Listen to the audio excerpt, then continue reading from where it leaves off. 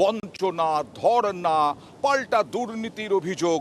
আদপে টাকা পাচ্ছে না কারা? গরিব মানুষরা। আদপে টাকা পাচ্ছে না কারা? 100 দিনের কাজের টাকা যারা পায় তাদের ওই সামান্য টাকা রোজগার। হাজার হাজার মানুষ বসে আছেন। রাজা ভাত খাওয়ার একটা ছবি তুলে ধরবো, অমানবিক। অনেকে চলে গেছেন ওখান থেকে রাজা ভাত খাওয়া থেকে বাইরে পরিযায়ী শ্রমিক হয়ে, আর যারা যেতে পারেননি তাদের আধপেটা থাকতে হচ্ছে। রাজনৈতিক দলাদলিতে উলুখাগড়ার প্রাণ যাচ্ছে, রাজায় রাজায় যুদ্ধ হচ্ছে, উলুখাগড়ার প্রাণ যাচ্ছে। কথা বলবো প্রতিনিধি রাজকুমারের সঙ্গে। রাজকুমার, সত্যি আধপেটা খেয়ে থাকতে হচ্ছে? হ্যাঁ, চা বাগান যেগুলো বন্ধ হয়ে পড়ে আছে আমি দেখেছি গিয়ে, সেখানেও প্রায় আধপেটা খান।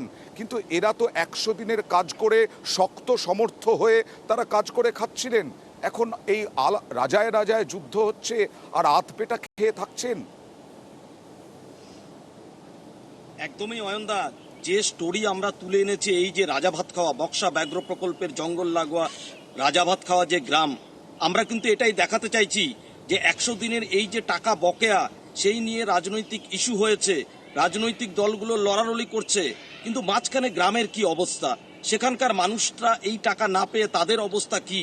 তারা ভিন দেশে যাচ্ছেন, আধপেটা খাচ্ছেন, গ্যাস জ্বালানোর তাদের টাকা নেই, উনুন জ্বলাবে যে সেই লাকড়ি জোগাড় করতে পারছেন না।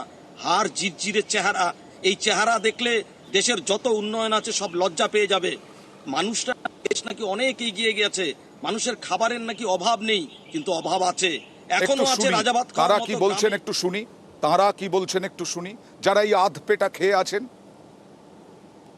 আমাদের কাজ নাই, কর্ম নাই, ওর জন্য আমাদের গোষ্ঠীর লোকগুলো বাইরে যাচ্ছে, কেরালা বা এদিকে আপনার দিকে কাজ করতে যাচ্ছে।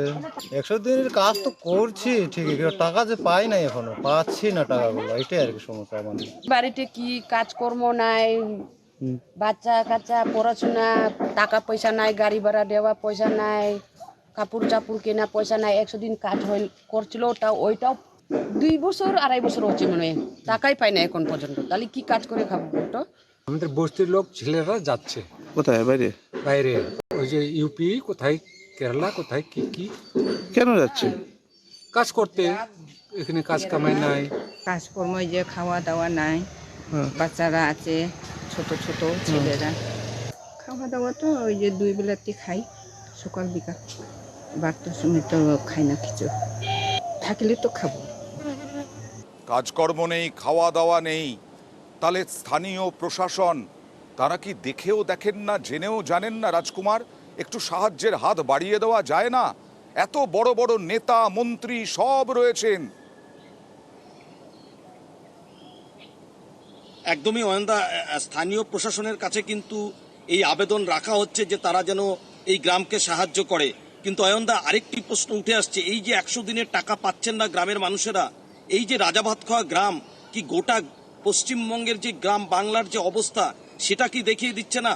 এই অভাব কি শুধু রাজা ভাত খাওয়া গ্রামেই রয়েছে, নাকি এই 100 দিনের যে বকেয়া টাকা তার জন্য গ্রামীণ অর্থনীতি ভেঙে পড়ছে?